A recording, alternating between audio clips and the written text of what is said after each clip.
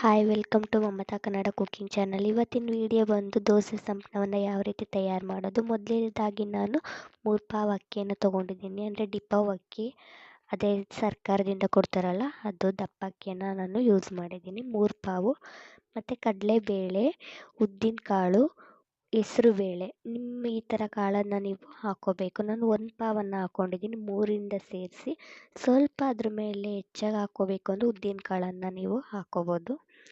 ನೋಡಿ, ಸ್ವಲ್ಪ ರೈಸನ್ನು ಹಾಕಿದ್ದೀನಿ, 1 ಹಿಡಿಯಷ್ಟು. ಇದು ಎಷ್ಟು ಅವರ್ ನೆನಿಬೇಕು ಅಂದರೆ ಒಂದು 6ರಿಂದ 7 ಅವರ್, 7ರಿಂದ 8 ಅವರ್ ಆದರೂ ಇದು ನೆನಿಬೇಕು.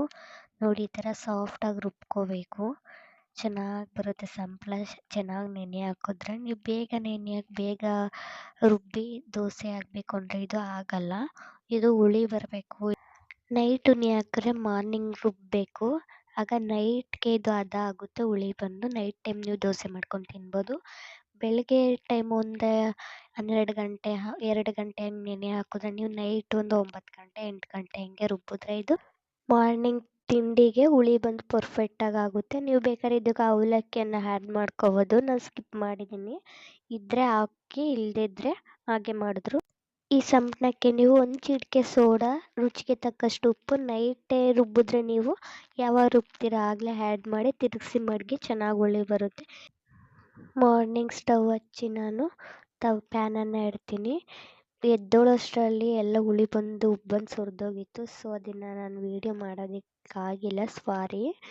ನೋಡಿ, ಈಗ ಚಿಕ್ಕದಕ್ಕೆ ಹಾಕ್ಕೊಂಡು ಬೇರೆದಕ್ಕೆ ಈಗ ಹೆಂಚ್ಕಾದಾದ್ಮೇಲೆ ದೋಸೆಯನ್ನು ಹುಯ್ತಿದ್ದೀನಿ. ಹುಯ್ದಾದ್ಮೇಲೆ ಸ್ವಲ್ಪ ಆಯಿಲನ್ನು ಹಾಕಿ ಚೆನ್ನಾಗಿ ಬರುತ್ತೆ. ಇಷ್ಟು ಹದವಾಗಿ ಬರುತ್ತೆ ನೋಡಿ. ನಾನೇನು ಜಾಸ್ತಿ ಪ್ರೆಸ್ ಮಾಡೋಗೆ ಇಲ್ಲ, ಹೂ ಥರ ಎದ್ಬಿಡುತ್ತೆ ದೋಸೆ.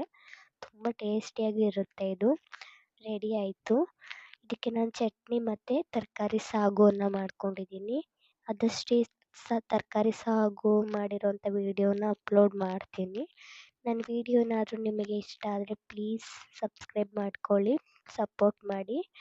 ನೋಡಿ, ಈಗ ಟೇಸ್ಟ್ ನೋಡೋ ಸಮಯ. ತಿಂದೆ, ತುಂಬ ಚೆನ್ನಾಗಿ ಬಂದಿದೆ. ಅದರಲ್ಲೂ ಈ ತರಕಾರಿ ಸಾಗು ಜೊತೆ ತಿಂದರೆ ಸೂಪರಾಗಿ ಬಂದಿದೆ. ಪುದೀನ ಚಟ್ನಿ ಇದು ತುಂಬ ಚೆನ್ನಾಗಿದೆ, ಎರಡರ ಜೊತೆನೂ ಕಾಂಬಿನೇಷನ್. ಹಾಗೆ ನನ್ನ ವೀಡಿಯೋ ನೋಡಿದ್ದಕ್ಕಾಗಿ ಧನ್ಯವಾದಗಳು.